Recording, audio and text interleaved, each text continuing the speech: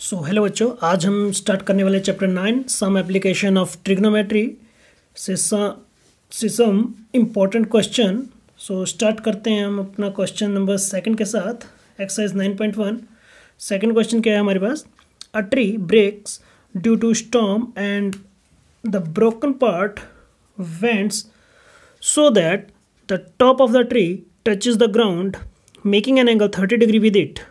The distance between the foot of the tree to the point where the top touches the ground is 8 meter. Find the height of the tree.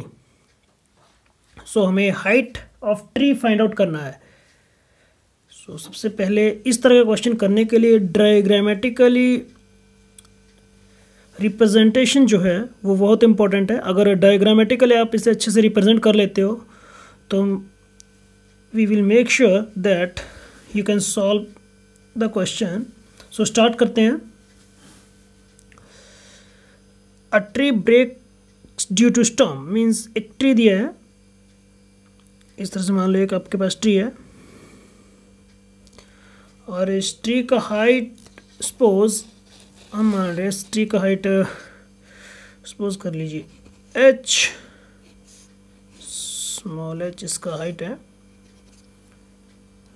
Due to storm होता है कि तूफान के कारण ये जो tree है दो पार्ट मीन्स टूट गया और इसका जो टॉप है ग्राउंड को टच कर रहा है। मान लो बीच से यहाँ कहीं से ट्री टूट गया और जब ये ट्री टूटा तो इसका जो टॉप है वो ग्राउंड को टच कर रहा है। मान लो यहाँ ये ग्राउंड को टच कर रहा है, ये ट्री का टॉप ग्राउंड टच कर रहा है और जब ये ग्राउंड को टच कर रहा है ट्री का टॉप तो ये ग्राउंड के साथ 30 डिग्री का एंगल बना रहा है। मीन्स ये एंगल कितना है? ग्राउंड के साथ 30 डिग्री का एंगल आ गया और जहाँ पे इसका फुट है और वहाँ से लेके इसके टॉप का जो डिस्टेंस है वो कितना है? 8 मीटर मेंशन किया हुआ है।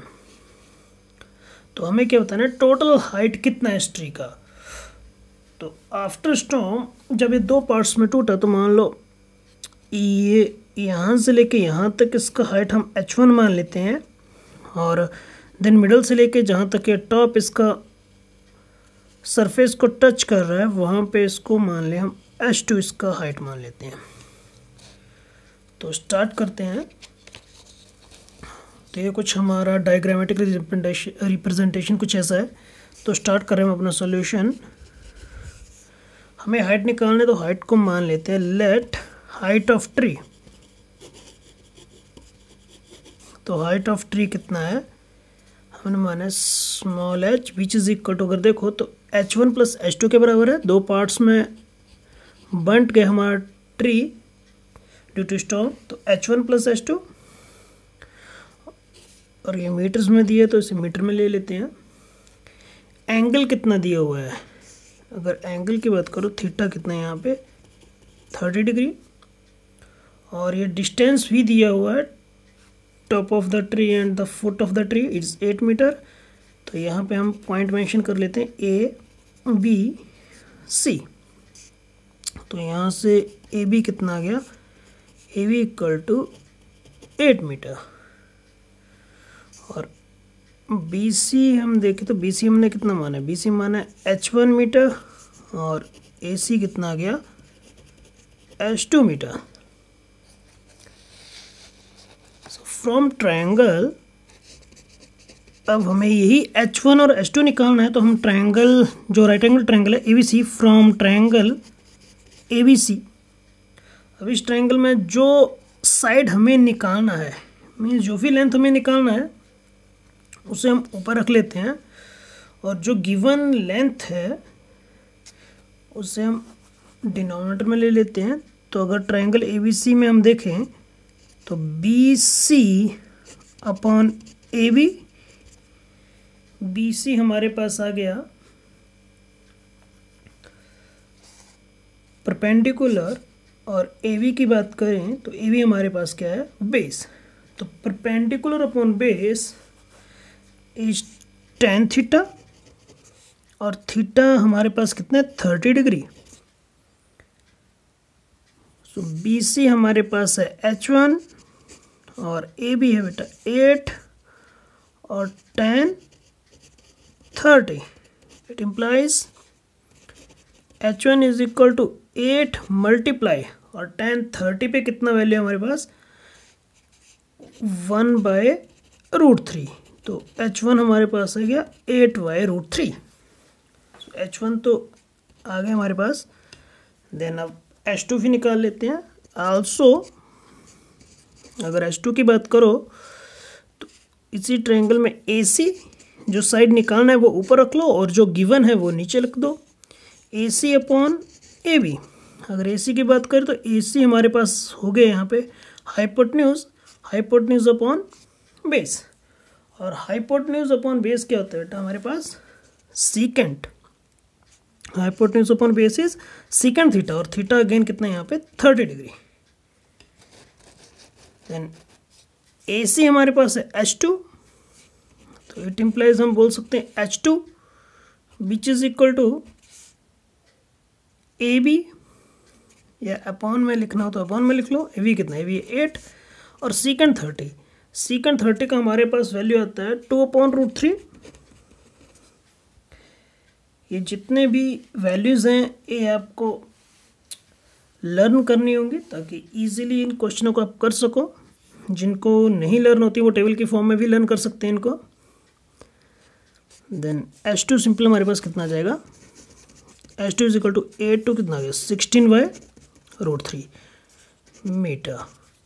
तो यहाँ से हमने H1 भी निकाल लिया और H2 भी हमने फाइंड आउट कर लिया है। सो हमें क्या निकालना था, टोटल हाइट निकालना है। तो टोटल हाइट हमने कितना बनाया H1 प्लस H2, तो हम लिख सकते हैं यहाँ पे total height of tree, total height of tree which is equal to कितना का हमने H1 प्लस H2। तो H1 का वैल्यू आएगा 8/√3 प्लस H2 है 16/√3। अगर दोनों में देखो तो डिनोमिनेटर में हमारे पास कितना है बेटा √3। 8 प्लस 16, 8 प्लस 16 इज 24, 24/√3। √3 डिनोमिनेटर में है तो यहाँ से रेशनलाइज कर सकते हैं, √3 से रेशनलाइज हो गया। देन हमारे पास सिंपल आ जाएगा 24/√3 मल्टीप्लाई √3 इज 3 और इंटू √3 और 3 8 24 which is equal to 8√3 metre.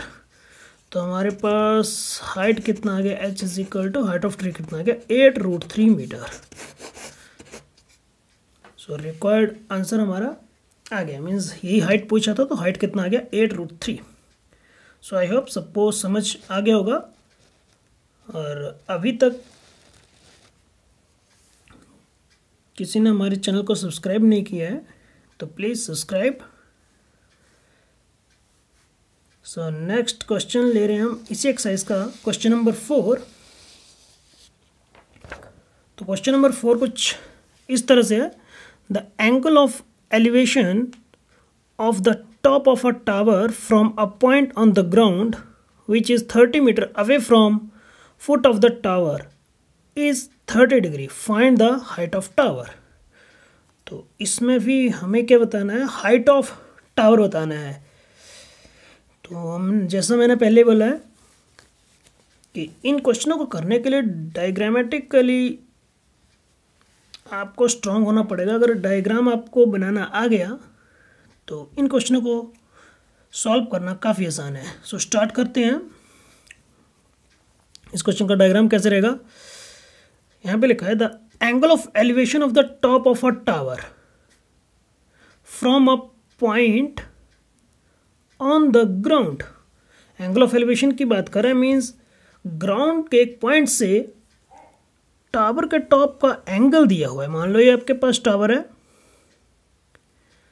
और यही पूछा है कि हाइट ऑफ टावर निकालना, तो इसका हाइट मान लो H इसका हाइट है। मान लो सर्टेन ये ग्राउंड है कोई और ग्राउंड पे कोई पॉइंट है और यहाँ से जब एंगल ऑफ एलिवेशन हो तो ग्राउंड से टॉप की ओर ये वाला एंगल आ गया आपके पास एंगल ऑफ एलिवेशन। और ये एंगल ऑफ एलिवेशन कितना दिया है 30 डिग्री। और इस पॉइंट से टावर के बीच का डिस्टेंस भी मेंशन किया है, ये भी कितना दिया इन्होंने, 30 मीटर डिस्टेंस है। और हमें क्या बताना है, हाइट ऑफ टावर बताना है। सो स्टार्ट करते हैं। तो जो निकालना है उसे मान लो, let height of tower, height of tower which is equal to capital H metre, और इन जो रिप्रेजेंटेशन है उसको पॉइंट दे दो, डायग्राम को ABC हमने पॉइंट दे दिया। यहाँ से AB इक्वल टू कितना है, 30 मीटर। अगर ऐसे भी लिखते हो तब भी चल जाएगा। अगर आप लिख रहे हो कि distance from a point to the foot of tower is 30 metre, तो वैसे भी सही है। अगर सिंपल ऐसे भी लिख दो तब भी सही है। और थीटा कितना है, एंगल ऑफ एलिवेशन की बात करें तो हमारे पास है 30 degree. So from triangle ABC, अब हमें क्या निकालना है बेटा, हाइट निकालना है। तो मैंने पहले भी बताया कि जो भी साइड आपने निकालना हो उसे ऊपर रखो। तो हमने रख दिया BC, और जो गिवन साइड हो उसे नीचे डिनोमिनेटर में रख दो। अब जो भी साइड का रेशियो होगा कोई ना कोई ट्रिग्नोमेट्रिक एंगल निकल आएगा। ट्रिग्नोमेट्रिक रेशियो बन जाएगा BC अपॉन AB। BC आपके पास बन गया यहाँ पे परपेंडिकुलर, और AB कितना है आपके पास, बेस। तो perpendicular upon base that is tan theta, और थीटा कितना है यहाँ पे 30 डिग्री। BC हमारे पास H माना हुआ है हमने, और AB कितना है 30 metre, which is equal to tan 30। और tan 30 पे वैल्यू कितना आता है 1/√3, और 30 उधर क्रॉस मल्टीप्लाई हो जाएगा। तो H इज इक्वल टू 30/√3। √3 से नेक्स्ट आप रैशनलाइज कर सकते हो, √3/√3। नेक्स्ट वाले स्टेप में हम बोल सकते हैं 30√3, और नीचे √3 होकर कितना आएगा 3 से 30 cancel out, 10√3 which is equal to 10। √3 का वैल्यू होता है हमारे पास 1.732। जब मल्टीप्लाई करोगे तो हमारे पास आ जाएगा 1732, और एक डेसिमल और इधर चला जाएगा तो हो गया 17.32 मीटर। ये हमारे पास रिक्वायर्ड हाइट ऑफ टावर आ गया। सो ये फाइंड आउट करना था हमें। सो आई होप दोनों ही क्वेश्चंस आपको समझ आ गए होंगे। So next some important question के साथ हम फिर मिलेंगे। सो तब तक के लिए रिवीजन करते रहिए। So thank you.